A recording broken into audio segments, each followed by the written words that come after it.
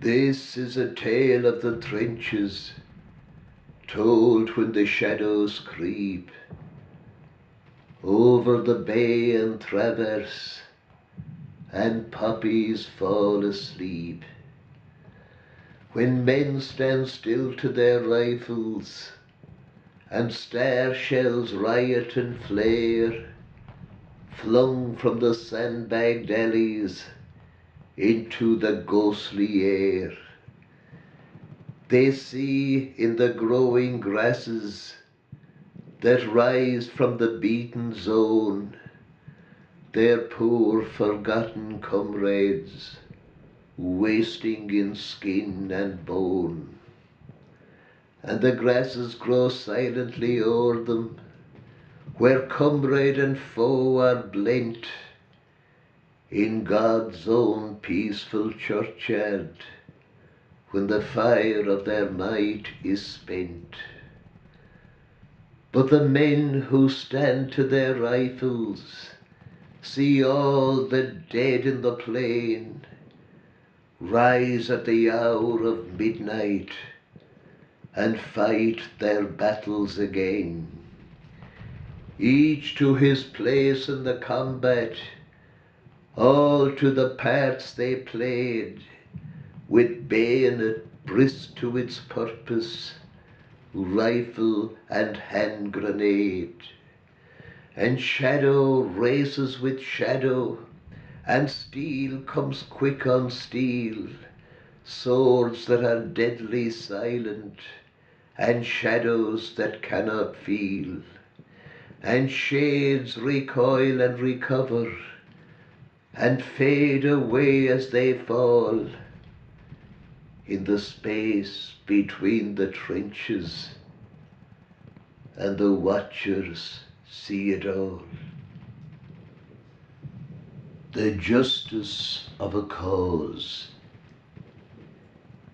which seeks to attain its end by the murder and maiming of mankind is apt to be doubted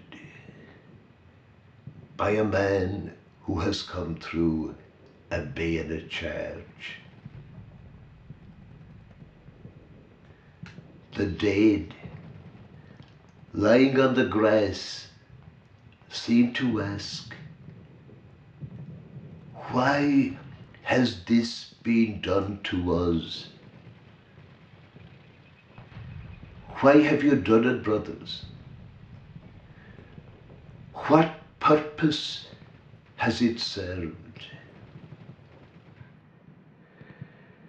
We marched out of the village of Lebrebi at nightfall.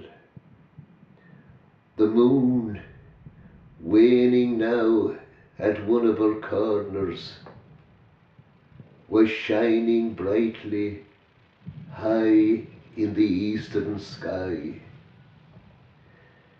And directly beneath it, and behind the German trenches, a burning mine sent a flame, salmon pink and wreathed in smoke, high into the night sky. Our company was sadly thinned now. It had cast off so many young men at Quincy, Givenchy and Vermel.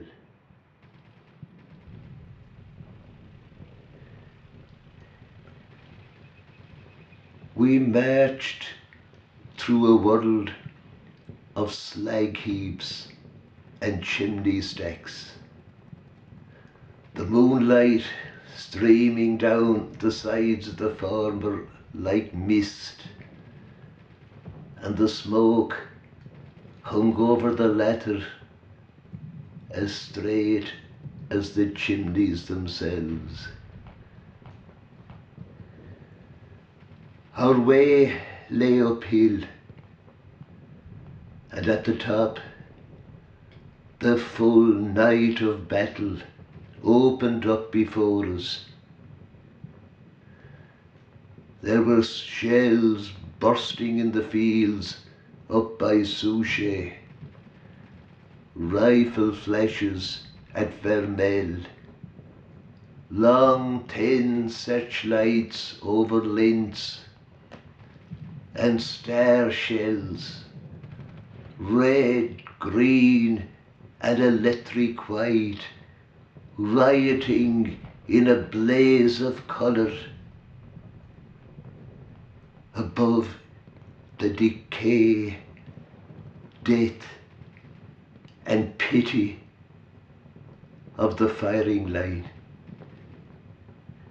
We heard the dull thud of shells bursting in the fields and the sharp explosions as they fell amidst the masonry in the abandoned villages.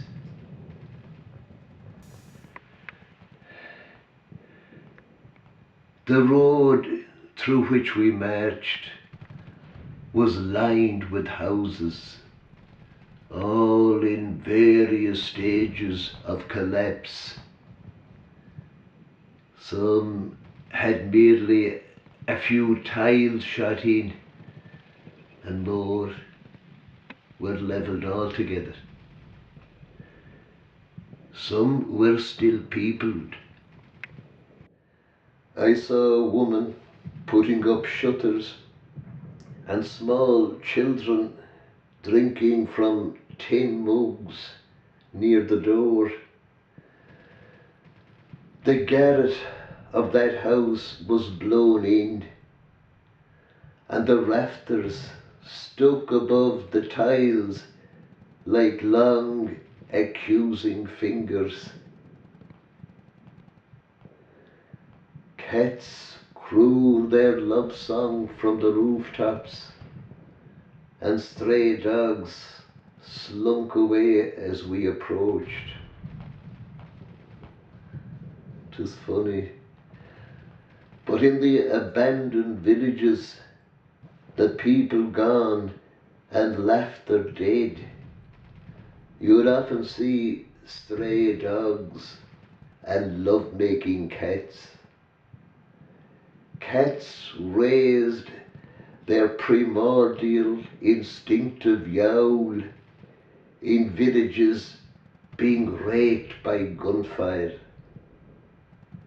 and poor lonely dogs often sang to the moon, and their plaint was full of longing.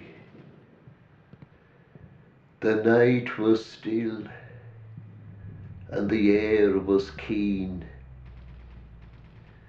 tense with menace. The time crawls by. In front is the town, and its homes are seen, blurred in outline against the sky. The dead leaves float on the sighing air. The darkness moves like a curtain drawn, a veil which the morning sun will tear from the face of death. We charge at dawn.